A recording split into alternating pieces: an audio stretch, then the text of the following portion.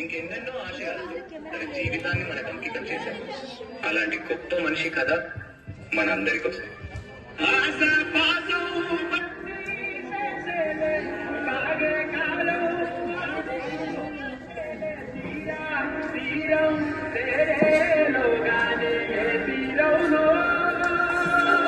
నమస్కారం మాస్టారు. పిల్లలు, ఈ ప్రశ్నకి మీరు ఎవరు సమాధానం ఇస్తారు? నేను చెప్తాను మాస్టారు. భీమరావు ఆగిపో. నువ్వు ఆ బెల్లాన్ని తాకితే నా భోజనం మైలైపోతుంది. నువ్వు కూర్చో. నువ్వు వెళ్ళి రాయి భీమరావు.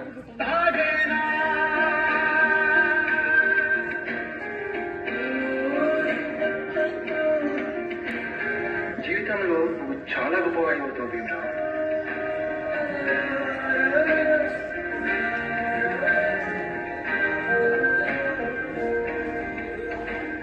నీ వల్ల మా భోజనం మైలైపోయింది. ఇది కూడా నువ్వు పెట్టి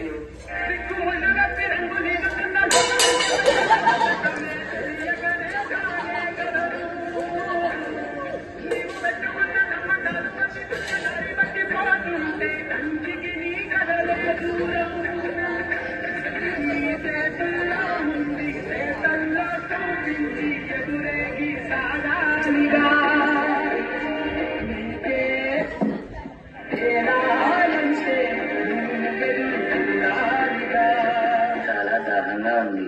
తాగడానికి మంచినీళ్ళు ఇస్తారా? నీలాంటి వాళ్ళకి అదిగో ఆ మురికి నీళ్ళే. వెళ్ళి తాగు.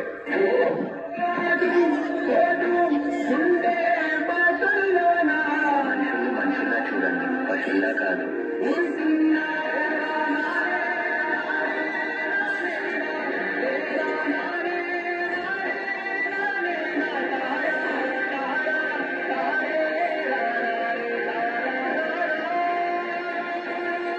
నువ్వు ఎవరికీ తల వంచకూడదు. నీ చదువు నీ మార్గం కావాలి. విజ్ఞానమే నీ ధనం కావాలి. నీ వాళ్ళ కోసం నువ్వు ఒక దీపంలా నిలవాలి. నీ కృషి, పట్టుదల, దీక్ష మన భారతానికి రాజ్యాంగం కావాలి.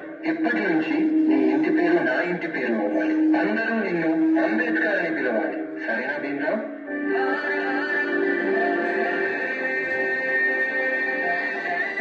ఎంతమంది తనని తక్కువగా చూసినా చదివే లోకంగా మార్చుకుని మెట్రిక్ సాధించారు. అదే సమయంలో పెద్దలు తన పెళ్లి కూడా చేశారు.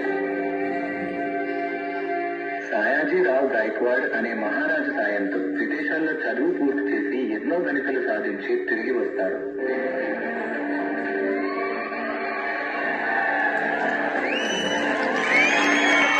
ఈ సంవత్సరాలు వచ్చిన ఈ ప్రజలు మారలేదు, మా బ్రతుకులు మారలేదు. ఎలాగైనా మా తలరాత్రులు మార్చే దేవుడివి నువ్వే కావాలి బాబా.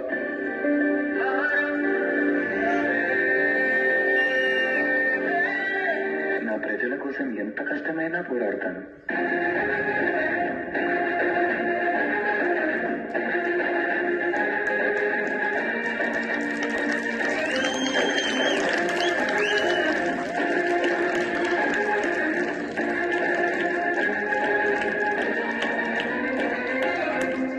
భారత రాజ్యాంగం యొక్క మూసాయుత కమిటీ అధ్యక్షుడిగా మిమ్మల్ని ఎన్నుకోవడం మాకు చాలా సంతోషంగా ఉంది.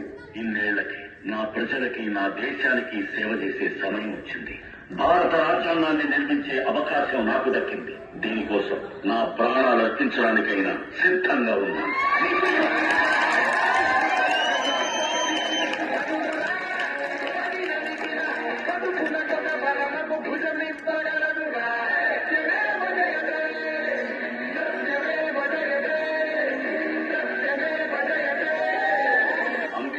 ఒక ప్రాంతానికో, ఒక కులానికో, ఒక మతానికో పరిమితం చేయలేదు. ఎందుకంటే ప్రతి భారతీయుడి గుండెపై చెరగని ముద్ర వేసిన మహనీయుడాయన. అందరి కళలు కన్నది ఆయన కళను కోసం ధ్వనించింది ఆయన గళం. భారతదేశంలో రాజ్యాంగం ఉన్నంత వరకు ఆయన మన మధ్య బతికే ఉంటాడు.